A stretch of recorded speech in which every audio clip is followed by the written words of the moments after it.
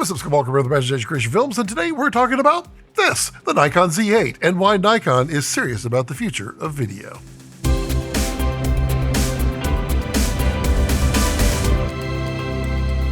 So before we get started, a little housekeeping. Nikon did loan this camera to me for review, but no money has changed hands and Nikon has no say whatsoever in this review. So you can rest assured that you'll get the same old, fair, lovable, honest review that, as always. So, subscribe.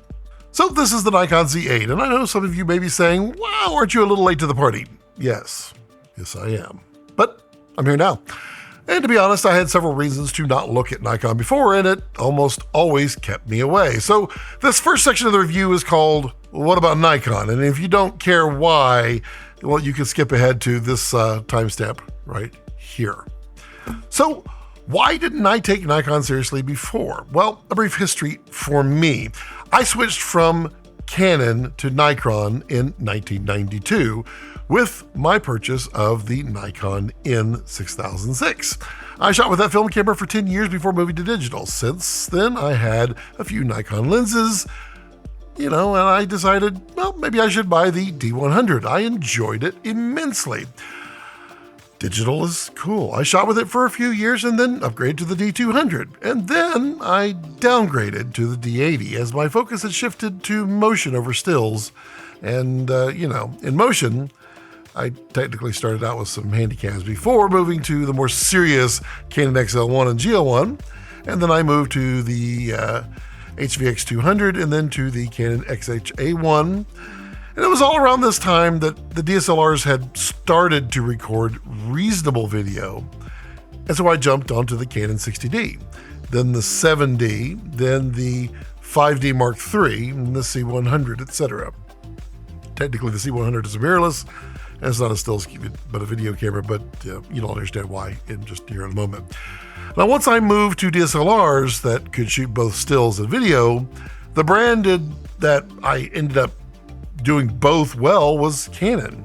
Nikon had announced that they didn't see any reason to make a full-frame digital camera, and so I had migrated to Canon, and so the Nikons just kind of slipped away. Now, my Nikon lenses and cameras were not being used and then slowly sold off to purchase more and more Canon gear, so Nikon had settled on stills with some video capabilities, and Canon had a much better video presence. So I simply migrated to Canon and stayed because, well, there was no reason to look back. I then moved up to Reds in 2015, and I honestly have not looked back since. I guess until now a little bit, but they used Canon lenses, Reds did, and, well, they could also use the Nikons as well, but I didn't have any more Nikon lenses. And for stills, I eventually switched over to Sony because they could do video nicely and very nice high-resolution stills, and they could also use my EF glass that I already had. Now, enter the Z9, it's a bigger version of this one, in 2021, and shortly afterwards, the Z8 in 2023. My friend Bill had the Z9 since the very beginning, and he showed it off to me several times, and I had to admit, it shot 8K 60 FPS RAW very nicely. So much so, I was surprised that it wasn't under lawsuit by Red. Shortly after that came the lawsuits, and now it made sense. The Z9 was special indeed. Now, throw all the lawsuit stuff to the side. They really don't matter at this point. The Z9 was cool and capable, but there was still one problem. I was a Red shooter, and almost everything I had was focused towards Canon EF glass and now RF glass on the newer DSM C3 bodies. And I had just sold my Sony cameras and bought the Canon R7 and R8 since Red was moving to RF, and it just made sense.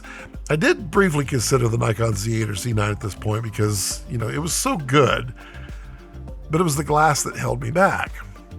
And then Nikon buys Red. Everything changed while technically nothing changed at all. If Red's under Nikon, almost certainly Red would be switching over to the Z mount from RF, maybe. At the very least, they would be offering a Z mount camera in the future. Now, it was time to seriously give it a look. I reached out to Nikon through a formal introduction, and Nikon agreed to loan me a Z8 for evaluation review and put it through its paces. So here it is, and well, it's good. It's good on so many levels, and let's break it down to stills and video. For stills, the Nikon Z8 has effectively a 45 megapixel sensor, which means I can shoot 8K time-lapse and take 8K stills and reframe them vertically. But it's also a stacked sensor, so it has a fairly fast readout, and it also has some low light capability. Now, that sensor inside is actually a 52 megapixel sensor in size, which allows for 5-axis of digital IBIS. It has the XSpeed 7 image processor in it, which allows it to do some incredible stats. It can shoot from ISO 32 to 102,400, and it can shoot stills at 20 FPS when in RAW and 30 FPS when shooting JPEG. It has a top shutter speed of 1/32,000th of a second.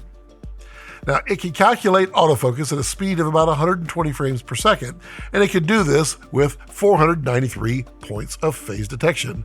And although I heard it was pretty rocky at first with some firmware updates, this version is pretty rock solid. It has eye detection and a lot of customizable autofocus areas. It shoots on both SD and CF Express Type B cards, and can write to CF Express Type B. That's right to it really, really fast. Let me catch this fly. Got it. The buffer dumps in no time. It's almost hilarious to watch.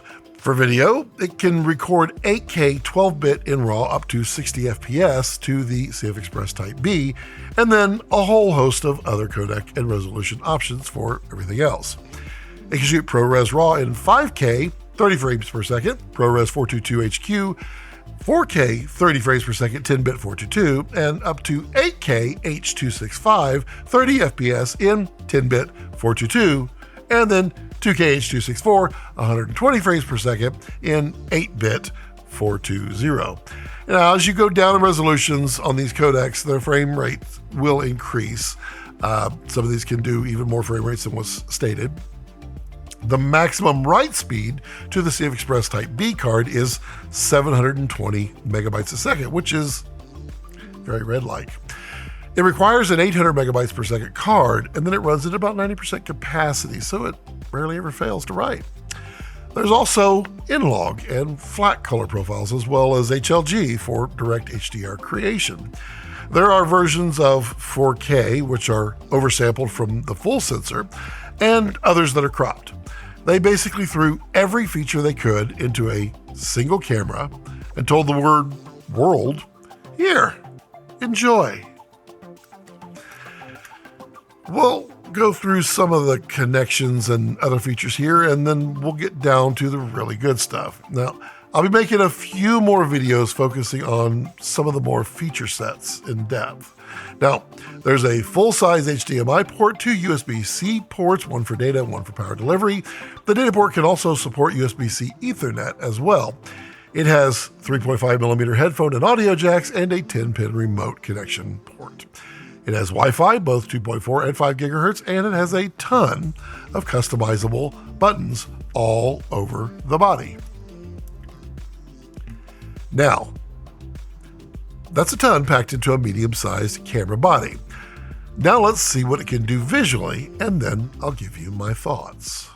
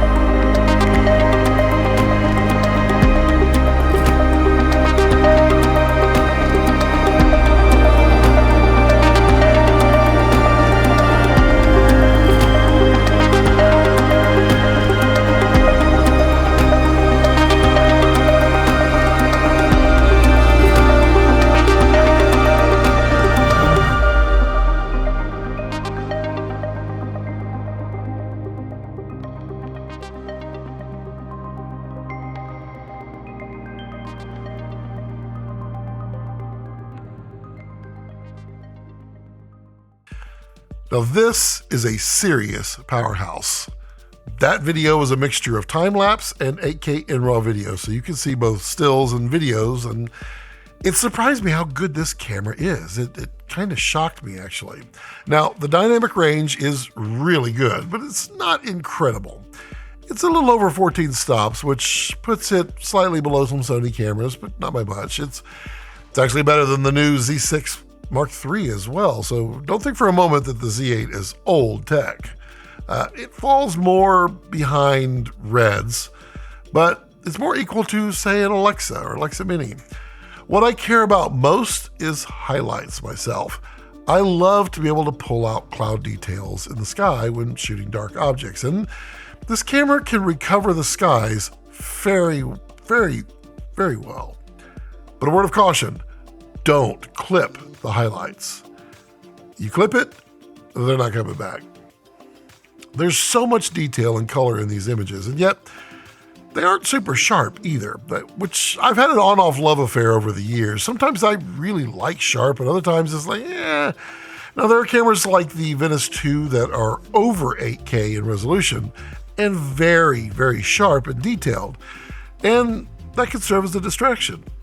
Reds have 8K resolution, but aren't super sharp out of the camera. Obviously, you could sharpen either of these in post, and you could dull a Venice 2 down with some filtration, but out of the camera, out of the box is what I like to get my looks.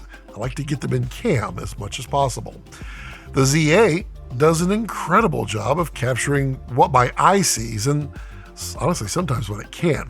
Now, the Z8 does have some limitations. Since its body is smaller than the Z9, which is quite a bit bigger, I was concerned with it going in, and well, I found in the testing that yes, you can get the camera to overheat in certain situations.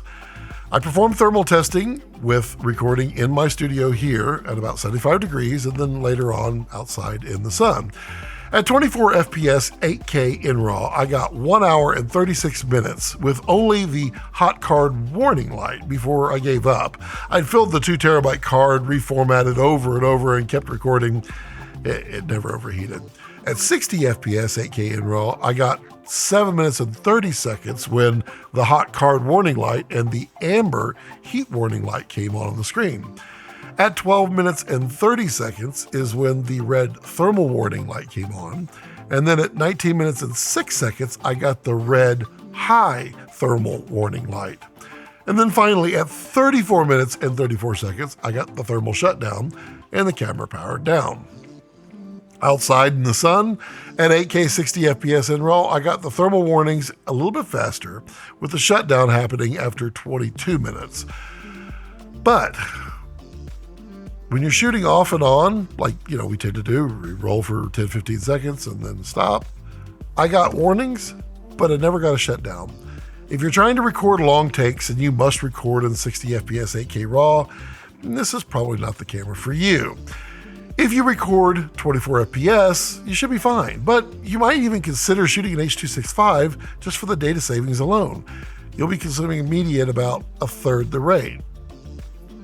Comfort-wise, this camera is very comfortable in the hands. It's much, much larger in size than, well, regular mirrorless.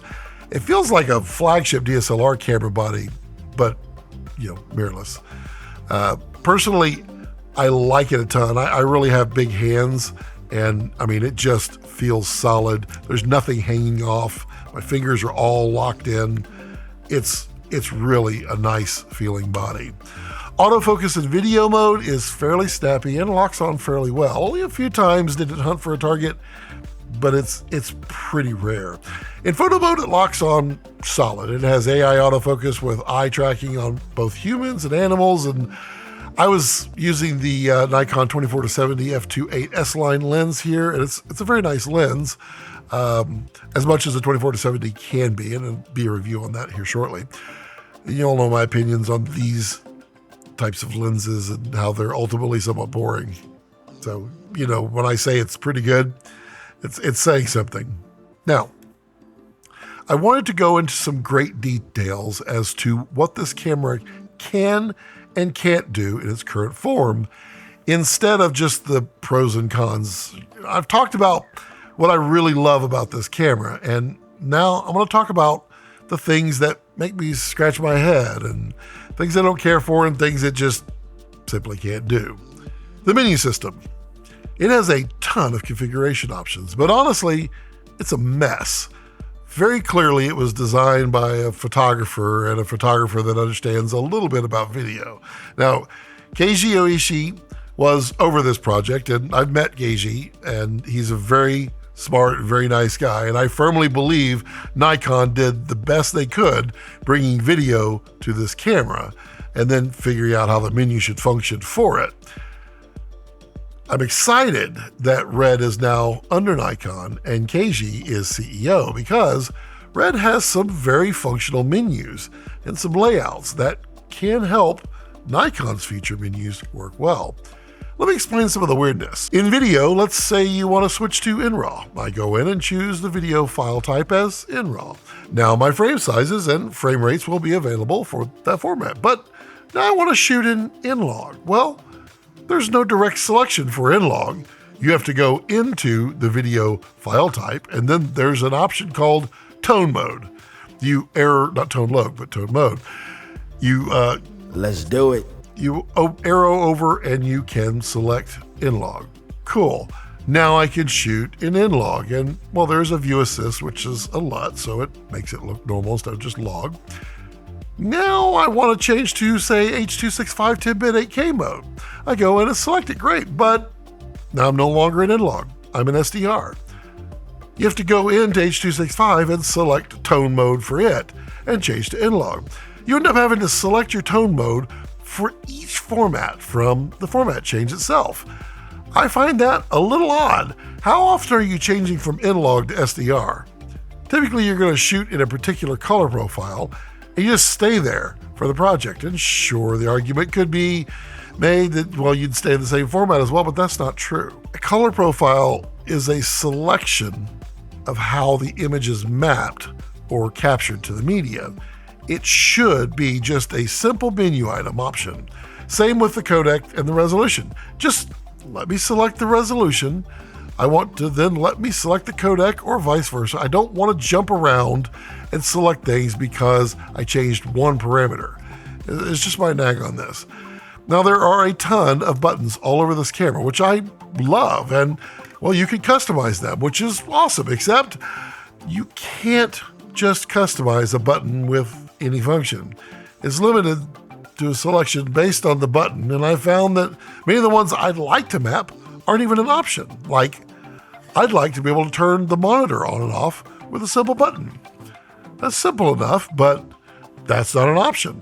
I've searched high and low. I can't find it. What I can do is prefer viewfinder, and what that means is if the monitor is pulled out, the monitor's on. If I push it in, the viewfinder is on and the monitor goes off. Seems somewhat logical, but not entirely smooth. If I'm shooting time lapse, I have to go out there and press start, and then I have to close the monitor, which moves the camera. Not a great first frame. Let's talk about the monitor for a moment and then go back to time lapse. The monitor is rather odd and complicated design that seems to, well, limit itself to more than many different situations. But I understand what they were going for, but I feel like a simple articulated flippy screen would have been, well, a lot better like they put on the Z6 Mark III. That'd be pretty good. There are 4 hinge points, which are on different corners depending on which corner of the screen you grab. It'll ultimately determine which hinge you're activating. I can see looking down, straight down. See? I can see it slightly overhead. I can see it fully from the right side. And then I can see a slight mixture of each.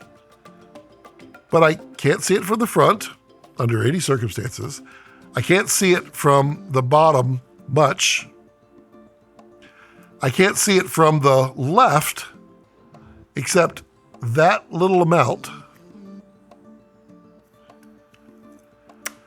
I feel it's just way more complicated than it should be. I mean, it's fun to play with, and it's kind of an engineering marvel here with all the cable routing and all the various articulation points.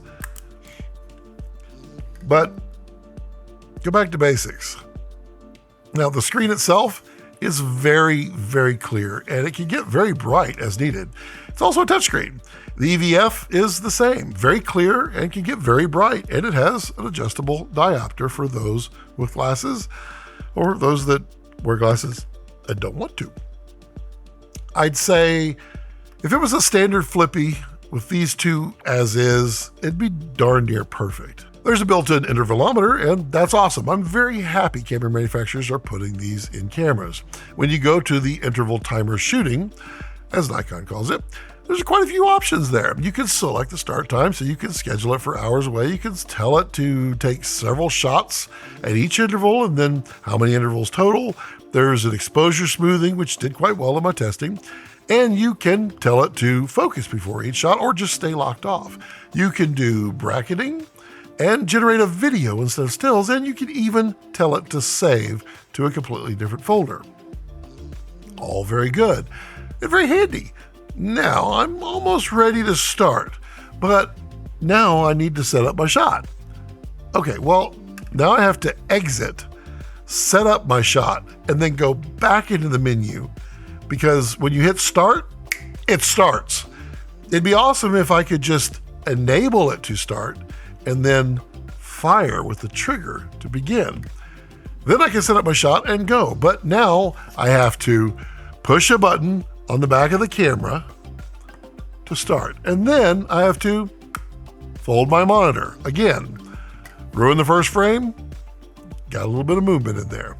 I know I'm nitpicking here. I just want to be thorough with this review. I will demonstrate the best way I've found to do each of these in the future videos, so stay tuned for those. There's no mechanical shutter or curtain, so you get to choose a sound for the shutter, all of which are unsatisfying. I personally love a good clunk, but that's just me. Or perhaps maybe I could load my own. No. I said there would nothing be funnier than grabbing your friend's camera and installing a fart sound. The bonus humor would that they would spend many, many minutes going through the menu looking for where the sound is in the sub menu. It'd be under shooting menu for photos, right? No. Well, there's a very, very finely detailed custom settings menu. I'm sure it's going to be in there, right? Oh wait, there's 7 subsections in that one. Focus, metering, timers, shooting. Yeah, maybe that one. Nope, not in there. How about bracketing, controls? Surely there, nope, not. And it's not gonna be a video. There's a setup menu. Let's see what's in there. Scroll down for 20 minutes. Oh, camera sounds, there it is. Again, being picky, but this stuff takes time and it's unnecessarily complicated to get through the menus. I just want you to understand how complicated and seemingly unorganized this menu system is, because there are shooting banks in there. I haven't quite mastered those yet. When I do, I'll make a video on that one. But ultimately, it's very complicated to do the simplest things.